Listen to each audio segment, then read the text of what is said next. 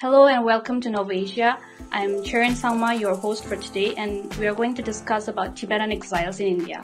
After the uprising in 1959, Dalai Lama sought asylum in India, and he was followed by thousands of Tibetans who came as exiles due to state repression. And today we have someone from a family who came along with Dalai Lama in 1959, and her name is Ngawang Hardy, and she's a student at GSIS. So back in India, I had a friend who, when he was 6 years old with his uncle and older sister, walked through the mountains for weeks in order to come to India. And we want to get to know your story, Ngawang. So how did your family and you come to India? Hello and Tashidele. This is Ngawang Hardy. And my family came to India in 1959 when His Holiness the Dalai Lama, he moved to India during the operation time. So my grandparents actually came to India, followed him. And initially in India, my grandparents, they stayed in the Himalayan region, and the Tibetans during that time played a major role in building the roads. So the labor work was mainly done by Tibetans during that time, and they were building roads in the Himalayan region. That was our initial job. And after a few years working as a road constructors, we were moved to different settlements in different parts of India by the Indian government and settled into different camps. I see. So where have your family been living? Currently, we are in one of the camp in one of the state called Chhattisgarh in India, and there are 7 Tibetan camps over there. And I belong from the camp number 2 in that state, and it's called Menpat. Okay, and do you still have relatives in Tibet who you are in touch with, or can you get in touch with them? Yes, I still have some of my families. Actually, my grandfather from my mom's side and my grandfather's younger sister is still there, and she has her families, and I'm more in touch with her and her family, and I have other family members as well. And one of the main way that we can be connected to Tibetans in Tibet is through WeChat, which is a Chinese app. So we can be in touch and have a casual conversation, but we generally avoid any political or the terms that are not allowed by the law in China. So, and after you came to India, I was just wondering how integrated your community is. What keeps you together? I think when we were first settled in India, we were settled into different camps by the government, and these camps are generally in the forest and in the higher altitudes. The Indian government has been really considerate about our natural environment that we had in Tibet. So when they resettled us, even though some of us are resettled in the southern part of India, which is climatically really hot, but they tried their best to resettle us in higher altitudes. So higher altitudes were all jungles. So when we resettled there, it was only us there. Majorly, it was only us, and the local Indians were quite far from us, and we were settled in groups. So that way, the way we initially first settled, we are integrated, and we have formed our own community in those settlements. So can you tell us in what ways you try to safeguard your culture, tradition, and are there any threats to loss of your culture? There's definitely threat, because culture is something that evolves with time. For any nation, that people who are living in their own country and with their own freedom, even they have a threat of changing culture and getting involved with the culture with the changing time. And so does we Tibetans have that threat as well. In terms of keeping our culture alive, when we first came to India in 1959, right the next year, was created Tibetan schools, which were for Tibetan students and which taught Tibetan language and Tibetan culture, the performance, our performance, our music and instruments, everything. So I think initially that helped us a lot to keep our culture alive with that a different set of school. And also we have our performing arts institutions. We have our separate medical institutions which practice the Tibetan herbal medicines, which is different from the medical practice that generally happens around the world. So in that way, we are very integrated, and that way we are able to protect our culture. But of course, with time, our culture has also changed and evolved, and we are trying to keep up, yet trying to keep our old identity as well. How do you make sense of your situation as an exile? How do your community face problems with identity? Yes, our community face a lot of problems with identity, and especially in India, people generally, when they see us, a lot of people, they don't know much about us, so they think that we are Chinese, Japanese, or any other culture. Tibet is not widely known. Even in India, where we are living there for past 60 years, the local Indians over there, they do not have much knowledge about the Tibetans. So we are referred with different identities. And one way that it's kind of drawback for us, because we do not carry Indian passport. Although I am born in India, I do not have Indian citizenship and Indian passport. I am still considered a refugee and a stateless.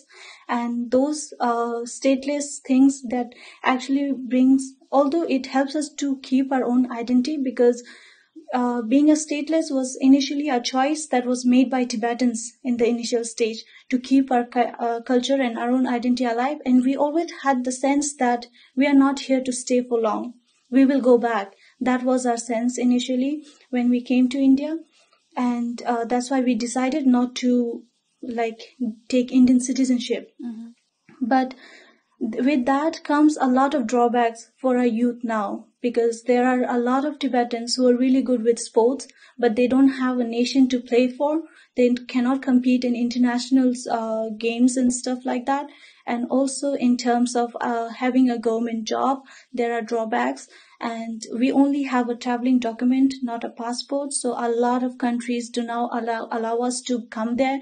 So there is drawback where if we get some job in that country, we are not allowed to go, or we get any other kind of opportunity. So a lot of opportunities are missed by our youngsters in that way as well. In terms of keeping our identity alive, we are missing on our opportunities as well sometimes. Expanding on to that, are there other kind of discriminations that you face in India because of your not having a legal citizenship?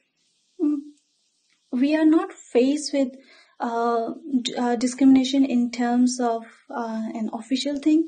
The only discrimination I would say that we face is we cannot give the civil servant exams that are for the Indians, and we cannot do the government jobs, which are really considered to be an stable job in India. In every Indian wants to get a government job, but we are not able to get that. So there are drawbacks in that terms. And in general terms, there are racism, I think, till some point in every country, and even we face that in India. And sometimes because we are called by some cat names or something, like some food name or something like that, because people think we are Chinese. So these kind of small racism things happen in day-to-day life, in and out, and it's not only faced by us, but Indians themselves face it. So in India, we have the northeast part of India, the northeast region, which look very different from the rest of the Indians. Even they face discrimination within India, being an Indian themselves. So I consider that at least I'm an outsider. I agree to that, because I'm also from the Northeast, and I face the same kind of racism that we are made to feel an outsider. But so I would also like to ask about the Dalai Lama. How important is he to your community? Because I know that he's old now. So what's his role in keeping your community integrated? He has played a major role, and because we do have a lot of other religious spiritual leaders as well, but Dalai Lama was never just a religious spiritual leader for us. He was the king of Tibet during that time.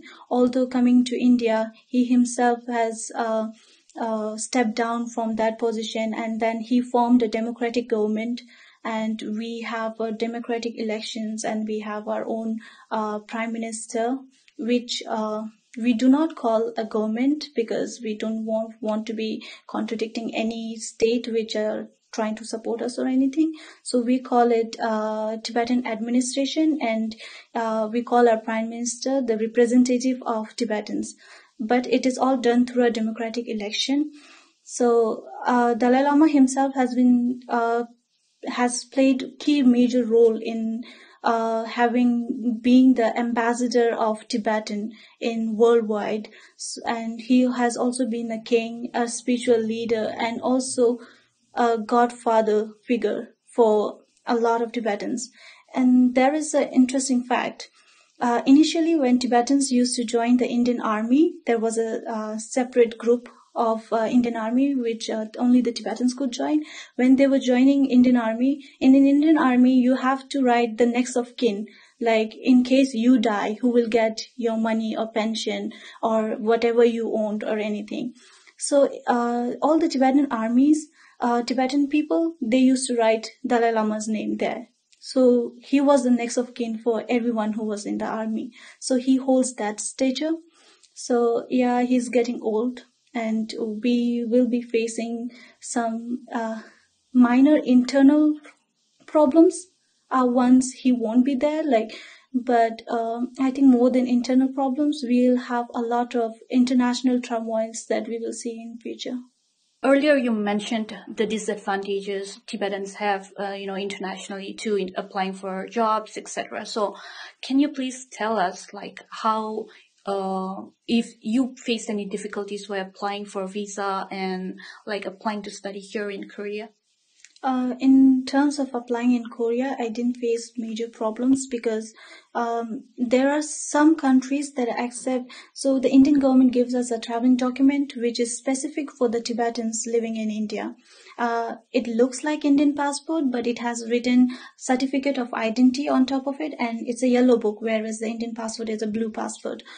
But having said that, just for the fact that it has been authorized by the Indian government, some countries accept that as a traveling document, and some countries acknowledge it, and they consider us as Indians in that way, and that way we can apply to certain countries for visas and also for studying there.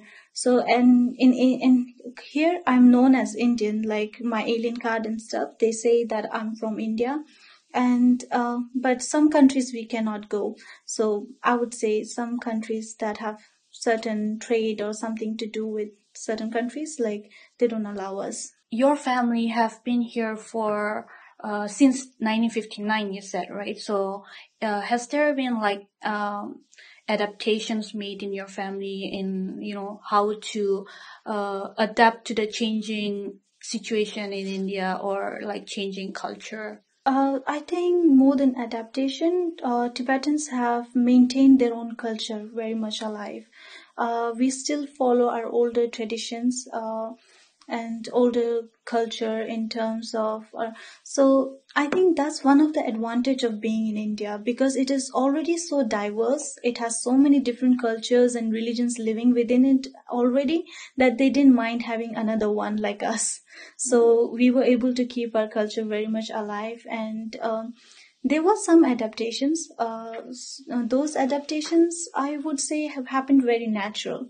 And in terms of as me, as a Tibetan in exile in India and a Tibetan who is in Tibet currently, they adapt to changes. And when I talk to my cousins in Tibet, there was one instant that my cousin sister was trying to say something, and I was like, I don't know. She was saying some fruit, and I don't know what you're talking about.